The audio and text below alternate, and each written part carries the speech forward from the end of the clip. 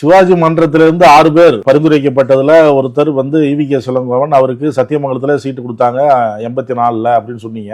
சிவாஜி ஈவி.கே. இளங்கோவனுக்காக பிரச்சாரம் செய்தாரா, வந்திருக்கிறாரா? இல்ல, அவர் போட்டிட்டு இருக்காரு. அவர் போட்டிட்டு அவர் தான் மன்றத்து சார்பா நிற்கும் பொழுது அவருக்காக எப்படி பிரச்சாரம் செய்யாமல் இருப்பார்? அது மட்டும் இல்ல, இன்னொன்று, சிவாஜி அவர்களை பொறுத்தவரை பெரியார் குடும்பத்திற்கே மிகவும் நெருக்கமானவர் சிவாஜி அவர்களை பொறுத்தவரை. ஏன்னா சிவாஜி என்ற பட்டமே பெரியார் கொடுத்ததுதான். அதற்கு முன்பு கணேசனாக இருந்தவர் சிவாஜி கண்ட இந்து சாம்ராஜ்யம் என்ற ஒரு நாடகத்தில் நடித்த போது பெரியார் அந்த நாடகத்தை பார்த்துவிட்டு இவர் வெறும் கணேசன் இல்லை, இன்று முதல் சிவாஜி கணேசன் என்ற பட்டத்தை பெரியாரால் பெற்றவர் சிவாஜி கணேசன். அதிலிருந்து பெரியார் குடும்பத்திற்கு நெருக்கமானவராக சிவாஜி அவர்கள் இருந்தார். அப்பொழுது அந்த பெரியார் குடும்பத்திலிருந்து வந்த பெரியாருடைய அண்ணன் மகன் திரு ஈவி.கே. சம்பத் அவர்களுடனும் சிவாஜி அவர்களுக்கு மிகுந்த நெருக்கம் உண்டு.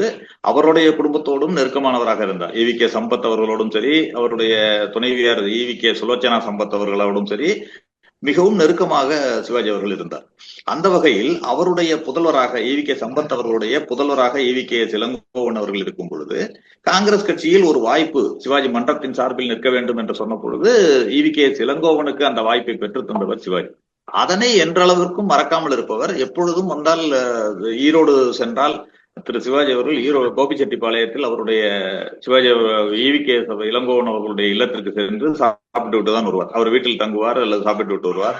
அதே போல இளங்கோவன் அவர்களும் சென்னை வந்தால் அவர் சிவாஜி அவர்களுடைய இல்லத்திற்கு அவர்களோடு பகிர்ந்து சாப்பிடுவது அல்லது அவர்களோடு பேசிவிட்டு செல்வது என்பதையெல்லாம் வழக்கமாக வைத்திருந்தார். அதை தொடர்ந்து அதை பார்த்து கொண்டிருக்கிறேன். அவர் அந்த அளவிற்கு நெருக்கமாக இருந்தவர். அதனை இறுதி வரை மறக்காமல் வெளியிலும் வெளிப்படையாக சொல்லவும் செய்தார் என்பதுதான் இங்கு குறிப்பிடத்தக்க ஒன்றாக நான் பார்க்கிறேன்.